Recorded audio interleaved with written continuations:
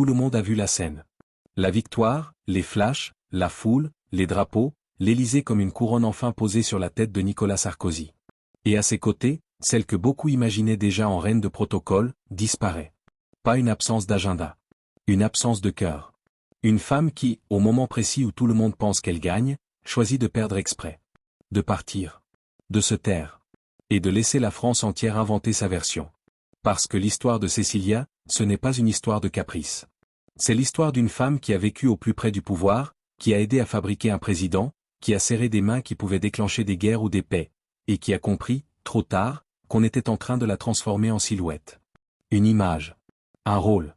Aujourd'hui, à 67 ans, elle brise enfin quelque chose qu'elle avait verrouillé pendant des années, le réflexe de se protéger en se taisant. Et derrière ce silence, il y a des détails que peu de gens connaissent. Des humiliations minuscules. Des scènes froides. Des choix impossibles. Et surtout, une question qui brûle encore. Comment une femme aussi influente, aussi centrale, a-t-elle pu être traitée comme un décor, jusqu'à s'enfuir d'un palais comme on s'échappe d'une cage? Restez bien avec moi, parce qu'il y a 3 révélations qui changent tout. D'abord, le vrai point de départ, une union née d'une trahison, le jour même d'un mariage célébré, par l'homme qui allait devenir son mari. Ensuite, le moment exact où l'Élysée transforme leur couple en champ de bataille silencieux.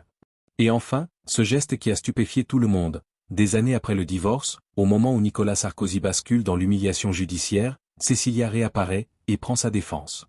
Et pendant que vous écoutez, dites-moi déjà une chose en commentaire. Vous, à sa place, vous auriez tenu le rôle? Vous auriez joué la première dame, même si ça vous détruisait? Ou vous auriez fait comme elle, claqué la porte avant de vous perdre?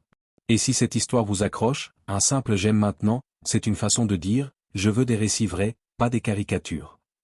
Ça aide énormément la chaîne, et ça vous prend une seconde. On remonte. Neuilly-sur-Seine, été 1984. Un décor très français, la mairie, les bouquets, les sourires, les appareils photo. Ce jour-là, Cécilia Cigané-Albéniz, jeune femme au charme cosmopolite, épouse une star de la télévision, Jacques Martin. Le couple semble parfait sur le papier, lui, connu et adulé, elle, élégante, brillante, avec une allure qui capte la lumière sans même la chercher.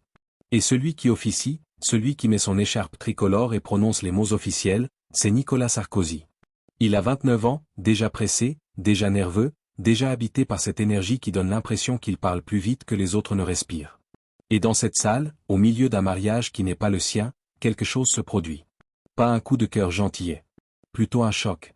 Une fascination immédiate. Le genre de moment où l'ambition politique et le désir personnel se mélangent sans prévenir. Ce n'est pas romantique au sens doux. C'est électrique. Et quand c'est électrique, ça brûle. Et le .fr là. À ce moment-là, personne ne le sait vraiment. Personne ne peut le prouver. Mais des années plus tard, ce détail devient presque une légende, il est tombé amoureux de la mariée. Et vous imaginez l'ironie? Le futur président de la République, ce jour-là, n'est pas dans une conquête d'électeurs. Il est dans une conquête intime. Et il n'a même pas encore commencé. Les années passent. En surface, tout va bien. 2 filles naissent. Les dîners, la vie sociale, les sourires. Mais derrière, il y a ce fil. Ce fil qu'on tire doucement, et qui finit toujours par déchirer le tissu. Car Sarkozy, lui, ne coupe pas le contact. Il gravite. Il appelle. Il s'invite. Il devient présent, puis indispensable. Et Cécilia, dans ce triangle étrange, sent quelque chose qu'elle ne ressent plus chez Jacques Martin. La sensation d'être vue, mais surtout, la sensation d'être utile. Et chez Cécilia, ce besoin-là est immense. Elle n'est pas faite pour être un bibelot. Elle est faite pour agir. Et c'est là que la première fissure apparaît, ce qu'elle cherche, ce n'est pas forcément un prince. C'est un partenaire de combat. Un duo. Un endroit où son intelligence, son flair, son courage, servent à quelque chose. En 1988, elle quitte Jacques Martin. Pour beaucoup, c'est le séisme. Parce que la France adore les histoires où les couples restent à leur place. Et elle sort du cadre. Elle traverse la ligne. Et Sarkozy, de son côté, n'est pas libre non plus. Lui aussi a une vie, une famille, des équilibres. Mais il y a une chose chez lui, quand il veut quelque chose, il ne sait pas attendre gentiment. Il accélère. Il force. Il impose le rythme. C'est comme ça qu'une histoire d'amour commence, dans une zone grise. C'est comme ça qu'un couple se construit, sur un terrain instable. Et quand on bâtit sur de l'instable, la maison peut être magnifique. Mais elle craque au premier tremblement. Ils se marient finalement en 1996. Là encore, symbole, Neuilly. Le même décor. Comme si la boucle devait se refermer au même endroit où tout avait commencé. Et quelques mois après, leur fils naît. La famille est là. Le récit officiel est prêt. Wikipédia 2.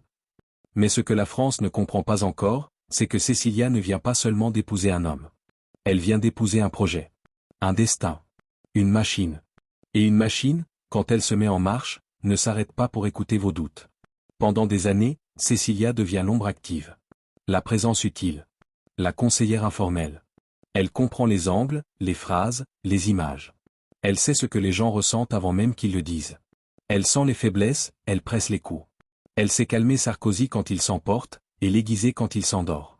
À l'époque, certains l'appellent son talon d'Achille et son arme secrète dans la même phrase. Parce qu'elle est exactement ça, ce qui le rend plus humain, et ce qui peut le faire tomber. Elle est la faille et la force. Et ça, c'est rare. Imaginez-vous, un instant, dans ce couple. Vous vivez avec un homme qui ne se contente pas de vouloir réussir. Il veut dominer. Il veut gagner. Il veut laisser une trace. Il veut être partout. Tout le temps. Il veut que la France entière l'entende respirer.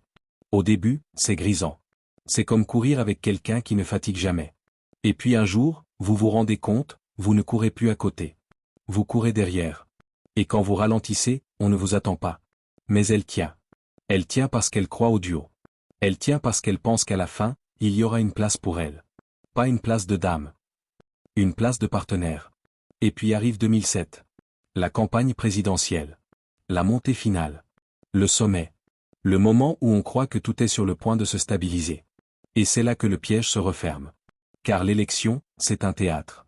On joue. On sourit. On promet. On serre des mains. Et Cécilia connaît ça. Elle sait faire. Elle sait être là quand il faut être là. Mais une fois élue, on ne vous demande plus d'être stratégique. On vous demande d'être décorative. Et là, pour elle, c'est insupportable. Vous avez déjà connu cette sensation? Celle où vous donnez tout, et au moment où la victoire arrive, on vous dit « Merci, maintenant laisse les adultes travailler ». On vous relègue. On vous range.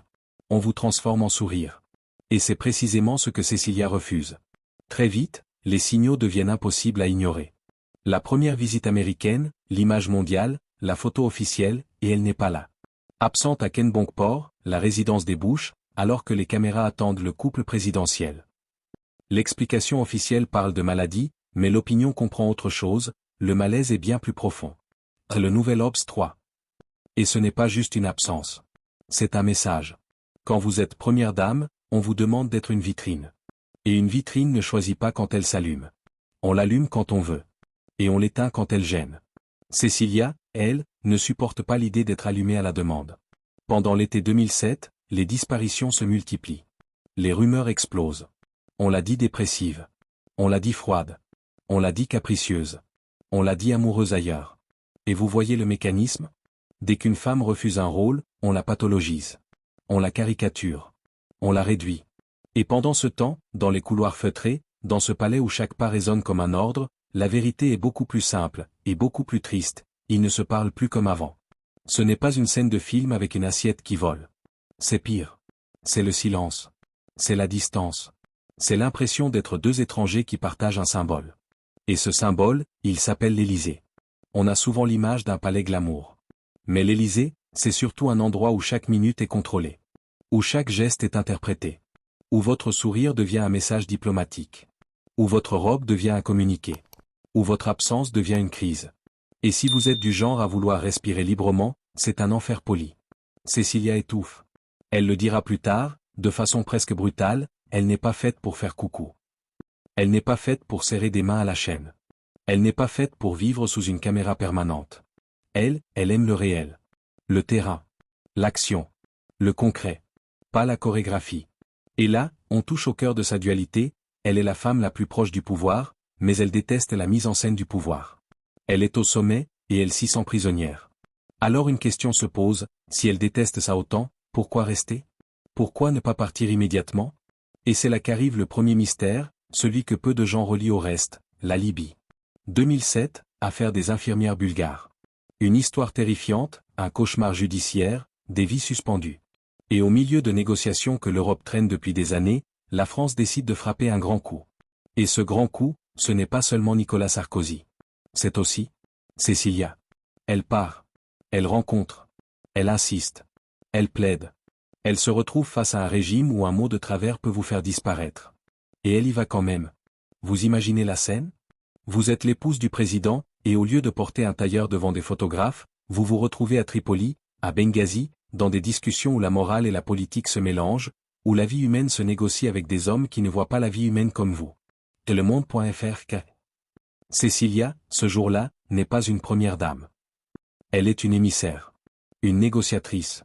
Une femme qui agit. Et c'est exactement ce qu'elle voulait être. Mais vous voyez l'ironie cruelle? L'un des rares moments où elle se sent à sa place, utile, vivante, c'est un moment où elle n'est pas dans le rôle qu'on attend d'elle. C'est un moment où elle contourne le protocole. Où elle fait quelque chose d'imprévisible. Et l'imprévisible, à l'Élysée, ça fait peur. Alors, quand elle revient, l'appareil reprend ses droits. Les sourires obligatoires. Les dîners. Les apparitions. Et au fond d'elle, le dégoût. Et c'est là que tout bascule. Parce que pendant qu'elle suffoque dans le palais, une autre réalité la rattrape. Richard Attias. Dans l'histoire officielle, il est l'homme d'après. Dans la réalité, il est déjà là depuis longtemps. Une relation qui a déjà fait scandale, qui a déjà mis le couple au bord du gouffre, qui a déjà été exposée au grand jour. Cécilia, à un moment, est partie vivre à New York. Puis revenue. Puis repartie. Un va-et-vient comme un cœur qui ne sait plus où se poser. C'est le nouvel obstacle. Et là, la France voit ça comme une série People. Mais de l'intérieur, c'est une question existentielle. Est-ce que je suis en train de me dissoudre dans un rôle? Cécilia essaie. Elle tente la réconciliation. Elle revient. Elle se force. Mais plus elle se force, plus elle se trahit. Et un jour, on comprend. Vous savez, ce moment très particulier, silencieux, où vous regardez quelqu'un, et vous ne ressentez plus la sécurité. Vous ressentez l'effort. Et l'amour, quand il devient effort permanent, devient épuisement. Alors elle part. Et ce n'est pas une fuite théâtrale. C'est une fuite presque calme. Une décision froide. Comme si elle s'était dit, si je reste, je me perds. Le 18 octobre 2007, le divorce est officialisé. Pas une séparation de célébrité. Un divorce présidentiel. Un tremblement de la République. Et le monde.fr 6. Et là, ce qui est fascinant, c'est la façon dont l'opinion se retourne. Quand un homme quitte, on dit qu'il refait sa vie. Quand une femme quitte, on dit qu'elle abandonne. Cécilia devient la coupable. Celle qui aurait laissé la France. Celle qui aurait trahi le protocole. Comme si la République était un mari jaloux. Mais la vérité est plus intime, elle ne quitte pas la France. Elle quitte une prison symbolique. Elle quitte une mise en scène. Et c'est précisément ce que beaucoup ne lui pardonnent pas, avoir osé dire non à un rôle sacré. Si jusque-là vous vous dites oui, mais elle avait tout, pourquoi se plaindre? Je vous pose une question, qu'est-ce que ça vaut, tout, si vous ne pouvez pas respirer? Si vous n'avez pas le droit d'être vous-même? Si chaque sourire est un mensonge obligatoire? Et si cette question vous parle, abonnez-vous maintenant. Pas pour suivre une chaîne, mais pour suivre des histoires où les humains sont plus complexes que leurs étiquettes. Vous serez surpris de ce qu'on découvre, quand on gratte le vernis. Après le divorce, Nicolas Sarkozy se remarie très vite, et la France se passionne. Les images, les couvertures, le récit du président reconstruit. Beaucoup pensent alors que Cécilia va se venger.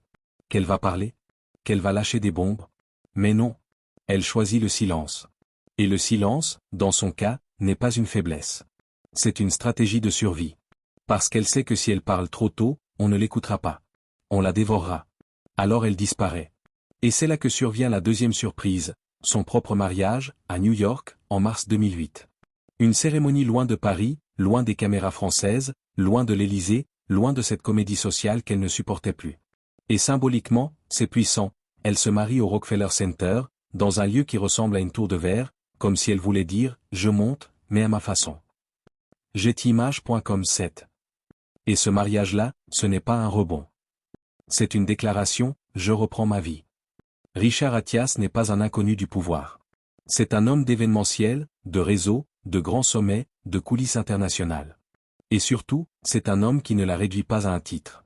Cécilia, avec lui, n'est pas Madame la Présidente. Elle est Cécilia. Et c'est peut-être la chose la plus rare qu'on puisse offrir à quelqu'un qui a vécu sous les projecteurs, la normalité. Mais attention, la normalité chez elle ne ressemble pas à une retraite tranquille. Elle ne se contente pas de vivre discrètement. Elle transforme sa fuite en mission. 2010, elle lance une fondation dédiée aux femmes, à leur sécurité, à leur autonomie, à leur place dans le monde. Là encore, vous voyez la cohérence? Elle refuse le symbole vide, mais elle veut l'action concrète. Elle veut servir, mais pas en souriant devant des buffets officiels. Le nouvel Obsuite. C'est comme si elle s'était dit, on ne m'a pas laissé être utile à l'Élysée? Très bien. Je serai utile ailleurs, sans demander la permission.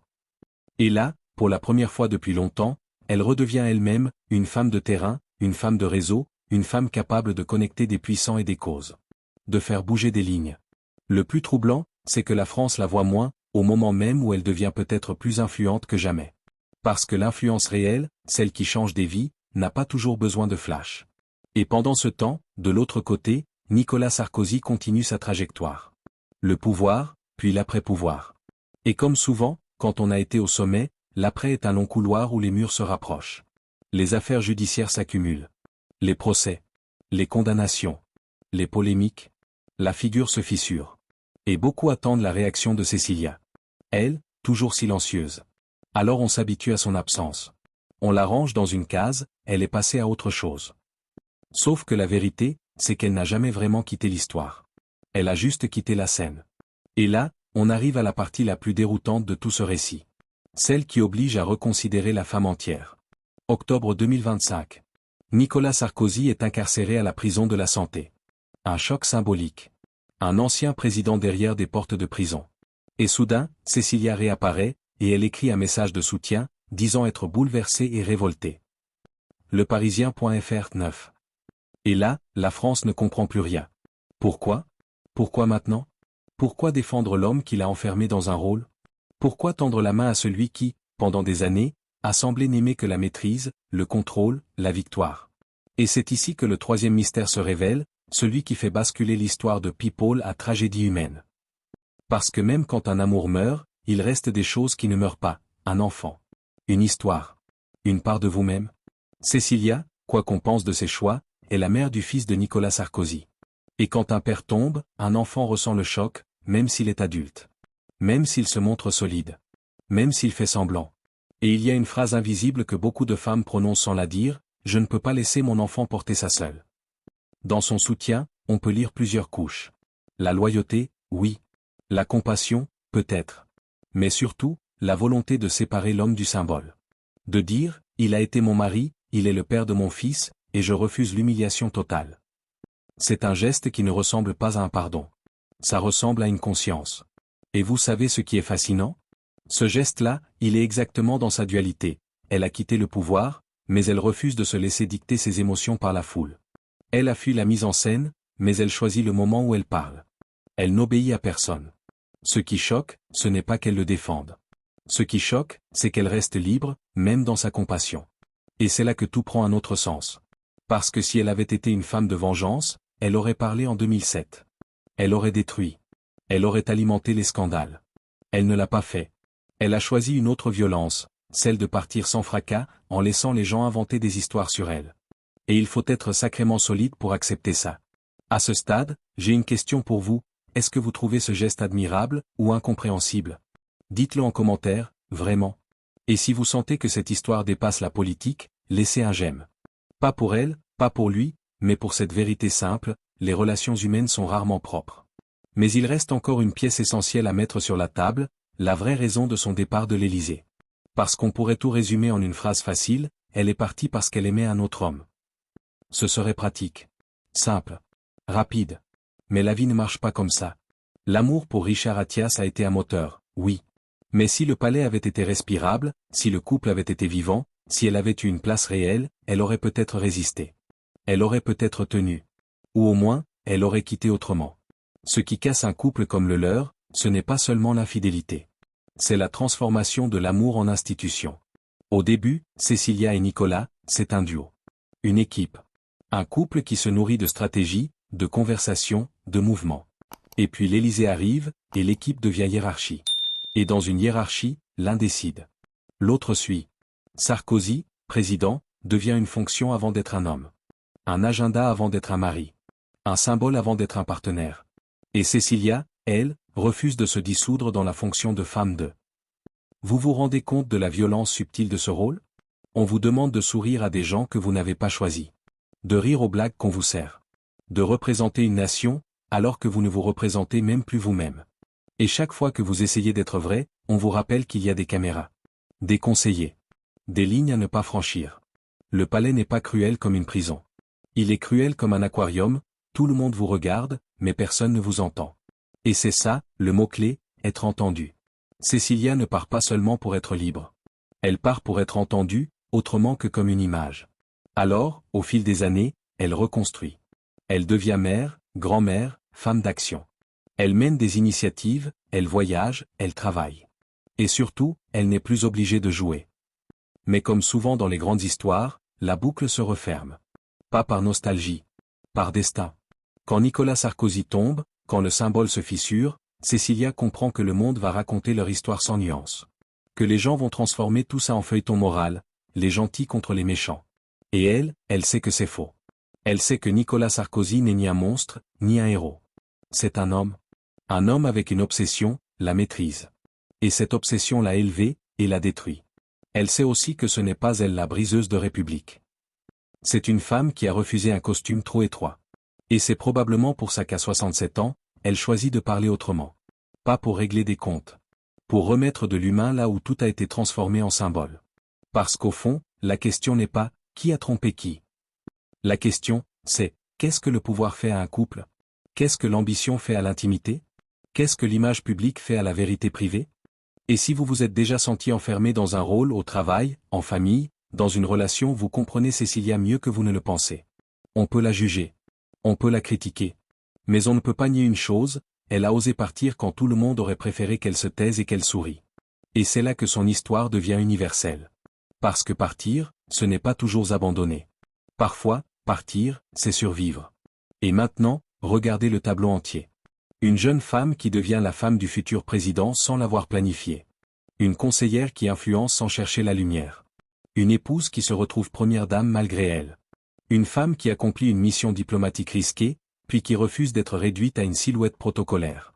Une ex-épouse qui disparaît, qui se reconstruit, qui aide d'autres femmes à se relever.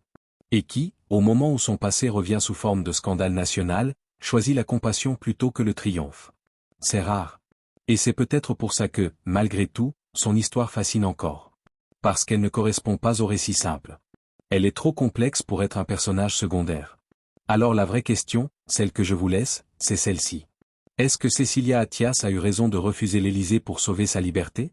Ou est-ce qu'elle a laissé derrière elle une part de sa propre légende, inachevée, comme une phrase interrompue au milieu d'un discours ?